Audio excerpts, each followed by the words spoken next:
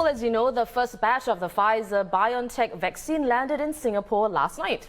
Journalist Toh Ting Wei was there witnessing the arrival of the Singapore Airlines cargo flight as well as the unloading of the vaccine. Ting Wei, we saw incredible footage from last night's events. Tell us more about the mood last night.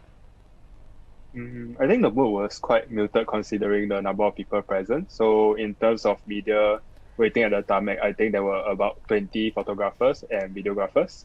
And then at around 7:20 before the plane, about 10 minutes before the plane arrived, we saw the minister coming. We saw the chief executives of Singapore Airlines, SATS, and other like Changi Airport Group, all coming to wait for the vaccine's arrival.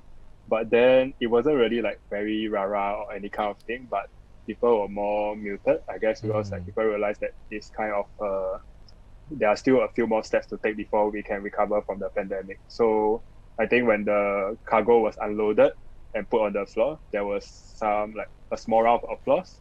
But other than that, some people were taking selfies, but there weren't like any loud cheers or very like extreme shows of happiness.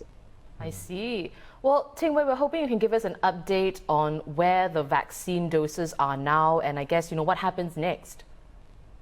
So for the location, we did try asking, but it's undisclosed as to where these vaccines are being moved to, but they have been moved away from the airport already as of yesterday night. So what we know now is that Prime Minister Lee Hsien Loong has said that the vaccines are the multi-ministry task force fighting the pandemic. They will announce plans on how the vaccines will be distributed soon. So priority will be given to healthcare workers and also the elderly, but that's all we know for it now. Right. And there are also plans for Singapore to be a distribution hub for vaccines to the region. But how much could this help the struggling aviation sector, you reckon? I think in the grand scheme of things, it's really quite a minor impact, because if you look at the tons of the amount of vaccine that the world needs, the estimated weight for this cargo for the whole year is around 65,000 tons, if I remember the number correctly. So if you compare to what the amount of cargo that SATS handled last year alone in terms of those that require like maybe temperature controlled environments, it's 300,000 tons. So Singapore is quite small, so we won't have that much vaccine coming in. And as a transshipment hub, there's potential, but again, it's not a given that people will come to Singapore. Because like when you talk about countries like Indonesia and maybe Vietnam, which might not have such good storage facilities, and in these places, Singapore can play a role as a transshipment hub for the vaccine to go through.